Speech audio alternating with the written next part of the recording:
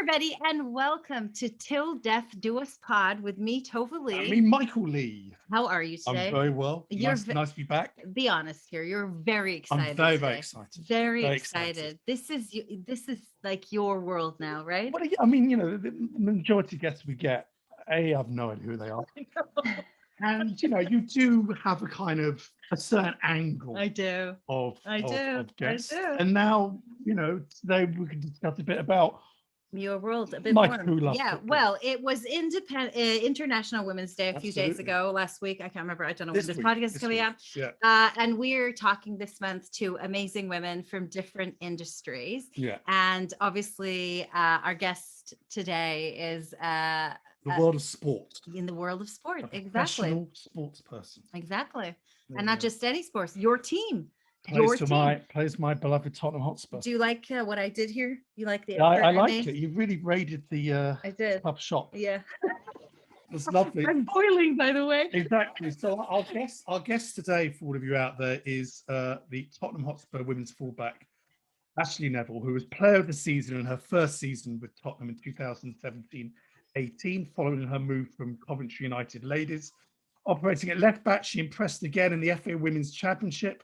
I saw a lot of these games, starting 19 of their 20 games, scoring 4 goals, including 2 memorable second-half headers to complete a stunning turnaround against Charlton, a result that saw Tottenham take a giant leap towards securing promotion. She then rightly picked up the FA Women's Championship Player of the Month award in the same month, the first defender ever to claim the prize, and then an extraordinary match produced a last-ditch goal line clearance in the 1-1 draw Aston Villa that pretty much saw Tottenham get over the line and get into the top league in women's football in this country, first time in the history. Mm-hmm. And this season, she's the Women's Super League, now playing at right back, and one of the greatest players in the team. And here she is now. How are you, Ash? Oh yeah, I'm good, thank you. So there's a very long intro there, but I wanted to get it all in. I love it. It was nice. Exactly. Why are you pointing I just thought you might be interested in it. No, I mean, I want to say, like, just on a personal note, I have to get it out there. My daughters were so excited when they heard you were coming on the show. And we didn't know when this interview was going to happen. And we kind of were hoping it would happen when they were still homeschooling. Oh, yeah. Because they wanted to sit here in the background and sit in on it. And they were gutted that it happened today and they couldn't be here. But they are massive fans, massive fans. Yeah, I mean, for anyone out there that hasn't gone, for whatever reason, gone to see women's football, the great thing about it, as well as it being very exciting, for younger fans, I think it's a great league to support, because the grounds are normally a little bit smaller. Everyone's really friendly there, and you can watch the players up close, which in the men's Premier League you can't. So I want to talk about you. Obviously, reading about you, I know that initially you're a primary school teacher. Is that right? Yeah, that's correct. Yeah. That's amazing. So how does that happen? How do you go from primary school teacher into professional football? Was that your dream always? Just tell us a little bit about your journey. Yeah, so I always dreamed of kind of being a professional footballer, but when I was kind of younger, I never thought that was possible. It was always just a dream that you kind of have. And then I got the opportunity to kind of go to Tottenham, which was at the next level. And then from there, we just kind of progressed, which I was doing my full-time job at the same time as training with Spurs when I first kind of signed for them. So juggling both kind of things was quite difficult at times, but I knew then I was a little bit closer to that dream. And then obviously, eventually, we managed within 2 years to get promoted to the top league. Because you were in the Midlands, so I remember those seasons. You were doing a lot of driving, presumably. Because how many days a week were you coming down just to train? We trained 3 days a week and then played on a Sunday. Wow. Yeah. So quite a lot of driving and then work in the day, back training on the evening, and then same for a couple of days, and then weekends obviously spent driving wherever we were playing. It was probably easier for me to drive myself than to drive to London and get the coach of the team, because we played all over the place. A lot of school books must have been marked very, very late at night, I'm guessing, or maybe not marked at all. Yeah, a little bit of help from people at school, and quite understandable with kind of what I was doing, and quite supportive at school, which is good. But the students must be now like in awe. Like, are they like your little fan club now? Like, are they so excited? Yeah, so I've got a separate Instagram account just for my football, and they're all on there following. I get all comments and inboxes. I get emails from a few of the children still that have kind of left the school I was at and gone to secondary school, but kind of still keep in touch. And parents, I get messages from, which is quite nice. Yeah, no, that's amazing. We went to, I mean, I've seen you play, and as you have probably gathered, I'm not a massive football fan. That's not bad at all. You've no knowledge. You have no interest in football. The match I ever went to wasn't ladies. Wasn't it was, I can't remember, and it was like loads of goals. What was it? Remember? And Mike was like saying, "This is so funny that the first football match I ever went to was like a really great match." You know, and I was like, "This is amazing!" Like every 5 seconds there was like a goal. It was so exciting. And he was like, "You do realize that's not every match." No, definitely not. Yeah, but we went to see you on the grounds. Well, no, was it last season when you played Arsenal at the Tottenham Hotspur Stadium? That's correct. Which again has been announced for this season as well, isn't it? It has at the end of March. That was like 35. Presuming that was the most you've ever played in front of. That was the biggest crowd, yeah. Was it 40,000? I can't remember. Yeah, and I think we've got the record for the most fans. That was amazing. That was an amazing day. And we played really well that day. It was just a shame about the result, yeah. Other than that, they got a couple of quick goals, but we defended really well and had a couple of good chances. But there we go. Yeah. That's me going. Do you find it like that when you walk down the street or go anywhere? Like, do people only want to talk to you about football? Is that like annoying? Is that annoying or not? No, I don't mind, to be honest. It's quite nice. I get a few people that will ask kind of about family and how things are at home, but yeah, most of the time it is football related. Yeah. And how much of a football fan were you growing up, and who were your kind of influences and the players that you looked up to? Football was massive. I started from when I was about 4 years old. My mum started to take me on a Saturday morning to kind of the local boys football teams, and it kind of progressed from there. But it was constant. My mum would take me week in, week out, sunshine, rain, anything. And it's always been a big kind of thing in my house with my dad and my mum. The football's kind of within the family. But when I was growing up, it was Kelly Smith who was kind of mine. But obviously that was when I was a striker back in the days when I used to score goals. But now I've kind of gone a bit slowly backwards towards a defence. It's kind of Lucy Bronze is the kind of inspiration for me that I kind of look at achieving to be like. Yeah. And was it sort of, when you started, when you were very, very young, was there still a kind of bias sort of against girls football? Did you kind of find that the boys football might get the better facilities in the park and that kind of thing? Or did you think when you started out, it was as good as it is now? No, definitely it wasn't as good as what it is now. I feel I didn't really take any offence to boys having a better facility or boys being better, because I kind of mingled in with the boys. I was kind of one of the boys myself. But I could only play with boys up until a certain age, and then that's when I kind of noticed that things were different when I just went to an all-girls team, and how it was treated a little bit different from being in a boys team to a girls team. Yeah. And what happens then with sort of training and facilities? Does it kind of, obviously you're professional now, but at that level when you're starting off, does it kind of drop off? You know, did you find that the sort of boys were getting the better pitches and you're on these really muddy pitches, or?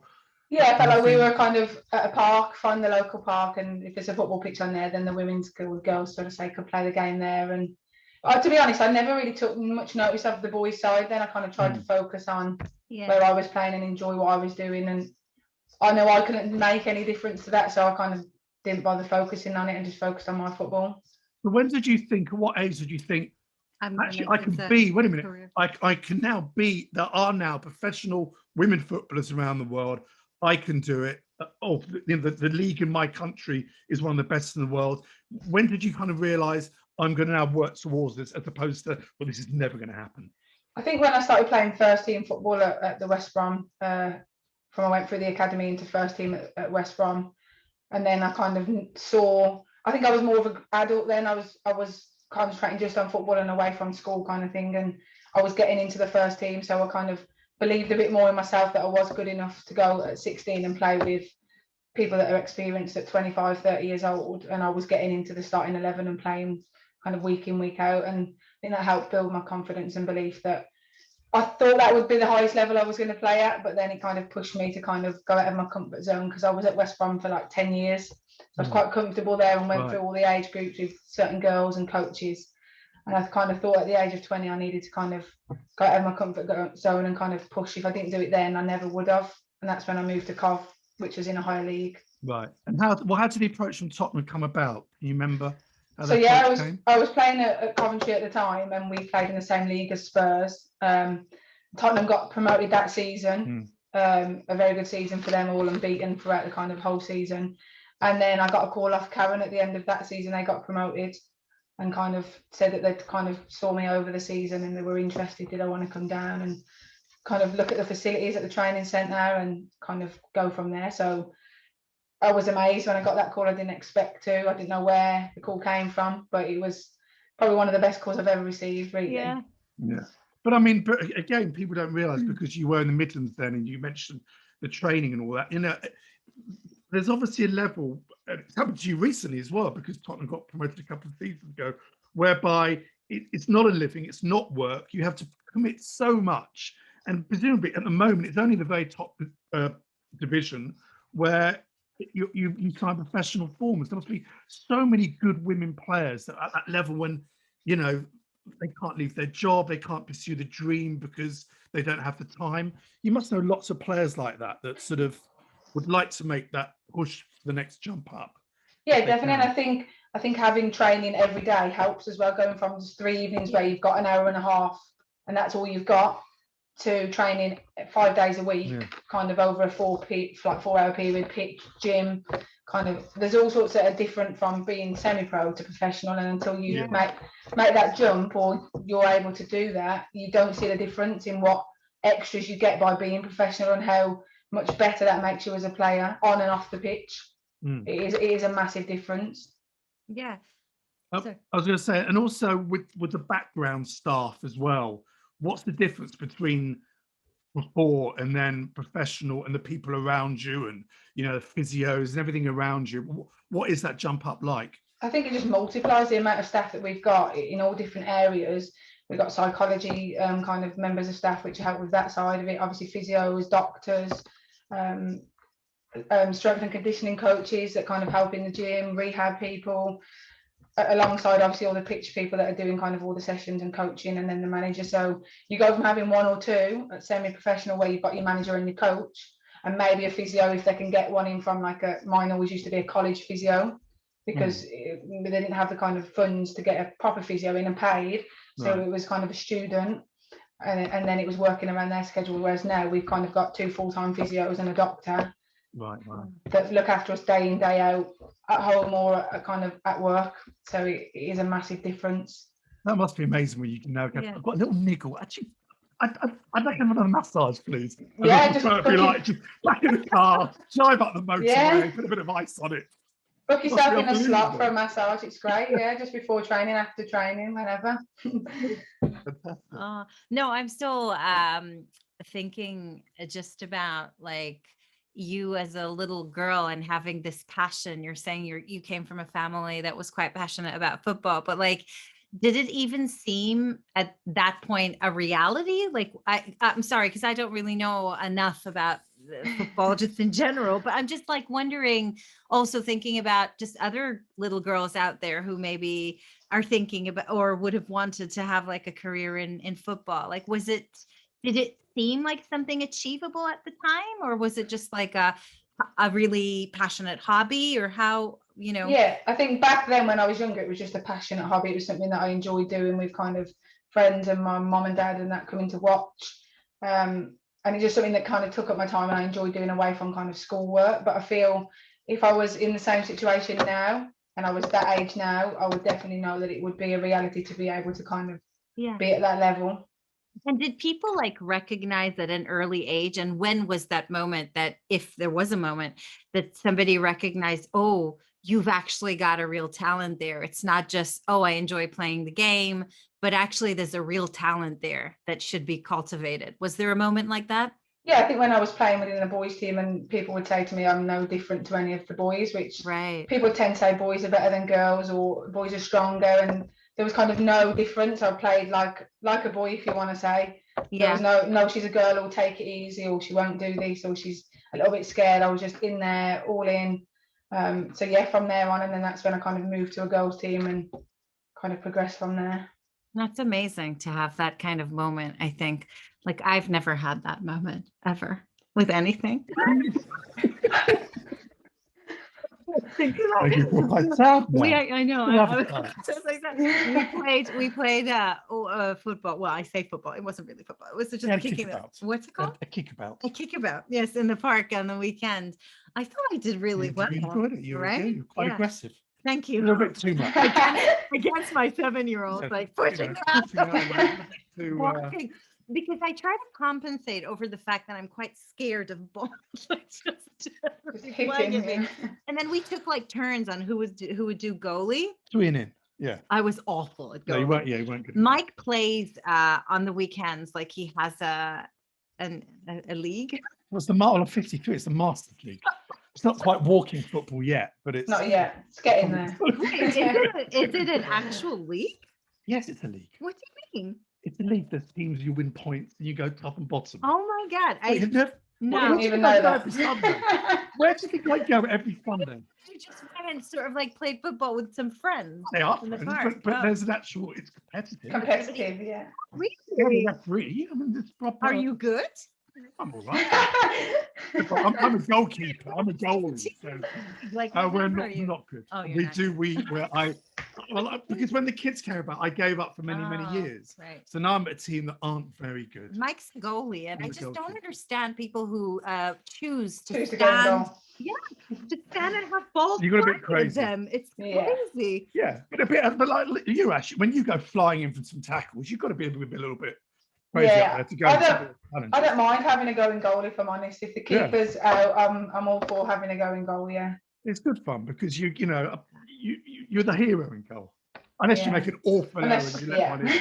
But if you've saved one that people don't expect you to save, it's good fun. Yeah, that's okay. Obviously this season, go back to the club this season. Obviously, you mentioned Karen there, and one were at the club for a long time. They moved on. A new manager came on, and she worked under Gary Neville with the England national team. Yeah, there was a bump, as they say. We won a few games, but it's still not been the best of seasons so far, has it? At the moment. No, we've obviously lost a few games recently, which have been.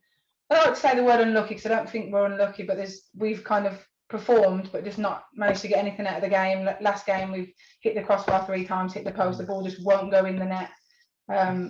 So yeah, I don't like to use the word unlucky, but I just feel like the luck hasn't been on our side in the last kind of few games that we should have got points out of. But you've seen a lot of new players have come in, this season. It does. I mean, we get it, men's football, all that. It does take time for a team to gel. Has training changed at all? When someone new comes in, they have their own ideas, and what's that been like? Yeah, training's definitely changed. I think everyone kind of knew it was a fresh start, and everyone had to kind of play for their shirt and kind of press the manager. And was she going to play a different kind of formation? What is her kind of aim for us? So everyone was kind of ready to go at training, and it kind of did bring the atmosphere and everyone wanting to be at training and kind of showing the new manager how good they were and that they were ready for the starting 11. So yeah, the training has changed in general, like the way that we play and the positivity kind of going forward, which is definitely a good thing. Are you missing having matches in front of like big audiences? Because when lockdown started and COVID, obviously since last year, I'm guessing now you're playing like behind closed doors. Yeah. And when they do that on TV with the fake kind of crowds. Yeah. It's so weird. What's that like? Playing without a crowd? Do you like it?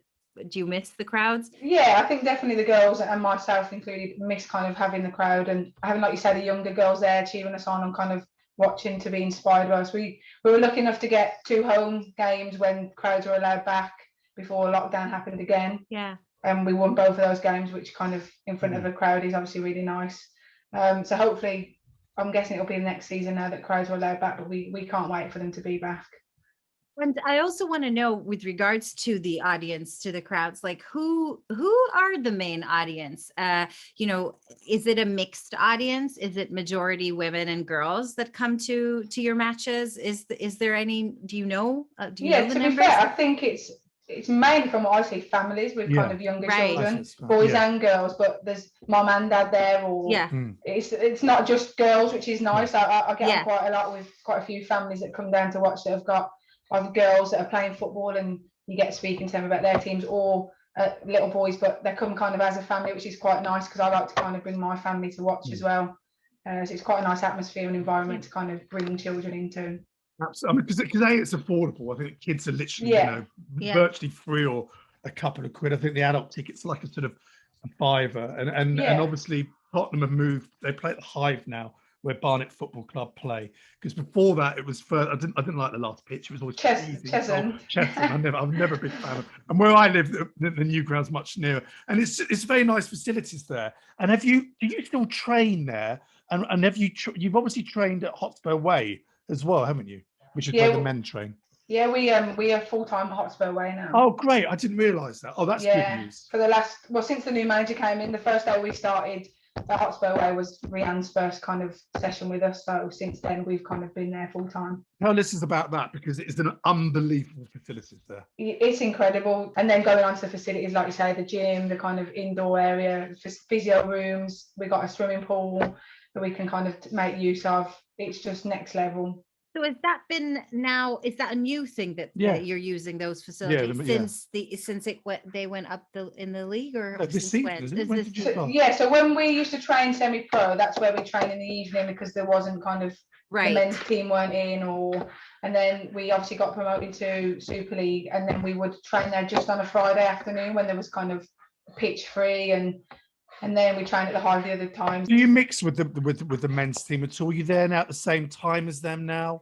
Yeah, we tend to be at the same time, but obviously with COVID, it's kind of trying to keep everyone kind of in their own kind of zones and no kind of crossover. So we've got our own kind of physio room, changing rooms where we're in little groups of 6, and our own area in the gym, and we can only use it at certain times just to kind of keep everyone safe. But do you get to see them train? Do you see Jose Mourinho training the men's team? We don't go and see the men's, but a few of the men and Jose have come over and watched our training. It's literally on the next pitch.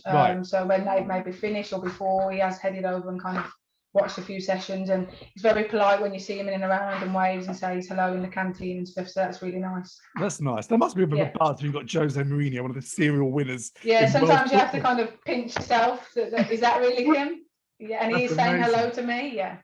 I'm really glad to hear that, because I knew you were training at the Hive, and I was always like, why are they training in the better facilities? So that's really, really good news. What do you think you'll do this season? I mean, as you said, we've had a bit of a bad run, but what's the sort of aspirations for the rest of the season now? We want to be kind of top half of the table, and obviously I'm not really sure where that leaves us with games left. We've got some tough games coming up, but I think we just want to avoid the bottom 2 or 3 teams now, away from the kind of relegation zone, and up in the top half of the table, and then we kind of build next season. I think it's been quite a tough one with COVID that's kind of hit a few players in our team that have kind of put them out of training, and we've had a few injuries that have kind of set us kind of back, but hopefully we can do that this season, and then we kind of rebuild and regain for the start of next season, and we put our kind of aims in for top 4.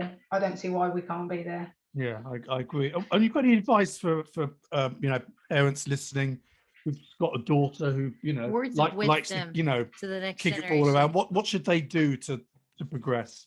I think for me, it's just you've got to want to do it yourself. Like, I know some children that are not too, they kind of like it but are not bothered about it and would rather do friends, but sometimes parents are pushy, or vice versa. Pushy parents. Children really want it, but parents aren't that, they're not going to make it big, or I've got better things to do. And it's kind of, I was quite lucky that my mum was there for me and kind of pushed me at the same time as me wanting to do it, and it worked. But I think you just got to keep going, and I feel like a lot of girls get told by boys that girls can't play football at a young age. I went through quite a lot of that when I worked in the primary school, and I think everyone just kind of looked at me and said, well, use me as an example. Well, girls can play football, and girls can be better than boys, so it's kind of not letting that bother you, and if that's what you want to do, then work hard and keep going at it, and you can eventually be where I am at top level. Yeah. It's an important point what you make, because if you've got, brothers and sisters and, there's Sunday or Saturday morning or Sunday morning football, if it's just like one parent or one still working, as you know, it's the time to physically take that child, wait there. I mean, our girls, they do the Tottenham development, girls development, 2 of them do it on a Friday night. And say they're great footballers, yeah, but they're still very, but they really enjoy it. This. That's But, awesome. but they have improved. My point is, they enjoy it. They which enjoy is it, the most and then I thing. said to them, "Do you want to do it next term? It's entirely up to you." Yes, I do. Great. Yeah, Brilliant. that's it. That's all you need. That's all you've got to do. So I have a feeling that they know that if they said no, he would cry. Oh, they try not to upset you. How much freedom they have in saying that. But no, I think one of them for sure. Our eldest does enjoy it. Well, a couple thought I used to drag them along to see the men's team play, and now they kind of went, we don't want to go as much as we used to. I mean, to be honest, they enjoyed going, I think, more for the atmosphere and for the the sweet. The day out and bribe them with hot sweets. chocolate or sweets. Bribe them with sweets. Sweets work every time. Yeah. Every time. Yeah, but I think I think they enjoy playing it. Don't know how much, but they do. They do. But again, when you have, I'm assuming that all the coaches are professional. When you've got people there who are coaching, who know what they're doing, that makes a huge difference rather than someone's mum or dad telling you to run and kick a ball. Yeah, it's a bit of difference in those two kind of contexts, isn't it? Yeah. I'm just sorry, we're going to let you go because I know you're very, very busy, but I have one other question going back to what we talked about, the audience and who is it and all that. And I loved how you said, I don't know if you noticed you said that when Mike talks about Spurs, which are obviously his team, he'll say we, and he said that about the ladies, which I like that. No, because I think that should be the case. I think it's not just it's it's great that families are going, and obviously there's dads and men there, but I'm wondering, would you just go to a match without the girls? Why wouldn't anyone really? No, but this is it. I mean, people out there think, oh, it's not very good and all that. It's absolutely wrong. And maybe I thought that a few years back. Yeah. But the professionalism in the game now, the athleticism in the game. I mean, trust me, when you actually got the ball on the, well, I think she's right back now, which is play left back, marauding down that line with the ball or flying into attack. You're there just going, wow. I mean, it's really, the standard is so good. Yes, I don't know, statistically, men's football is stronger because men are physically bigger. But I think that's really, to be honest, that's the only difference. Do you think that the only difference is just the build of men's players? Skill-wise, I don't see much difference at all. No, definitely not. And I think the women's game has definitely got quicker as well since I've definitely gone from semi-pro to pro. You see the difference because the men's game is quick, but the women's game is getting there as well. But yeah, I think, like you say, the only thing is the physical kind of side of it, which is getting better in the women's because the gym is getting involved in programs. We're never going to be as strong as men. It's kind of, that's just the nature of it, isn't it? But yeah, I think that's the only difference for me too. And what was it like when Alex Morgan, for those of you out there, is a huge American soccer star who played for us for a little while. I think to get game time. She just had a baby and wanted game time. I know she was quite injured and didn't play much until in the end. But what was it like having her at the training ground? Someone who's done everything in the women's game. Yeah, it was amazing. She brought in so much experience and helped, even when she was injured, off the pitch as well, with knowledge and kind of how we can improve as a team, and brought in and helped with kind of moving us over to the men's team training ground to kind of help with that, which is massive for us to kind of go next level. So it was really nice to have Alex in the team. She brought a lot to us. It's just a shame that she couldn't stay any longer, but she did really well with us when she was here. Yeah, absolutely. Amazing. We're gonna let you go. I feel like if I don't, that's fine. Carry on. But we just want to say a massive thank you for coming on the show today and for chatting to us. This made your day, didn't it? Absolutely, it has made my week. Yeah, exactly. No, thank you for having me. It's been really nice talking to you both. Yeah. And for everybody listening out there, we hope you enjoyed today's episode. Don't forget to leave us a review and subscribe, and we will be back here again next week. Lovely. Until then, come on, you Spurs.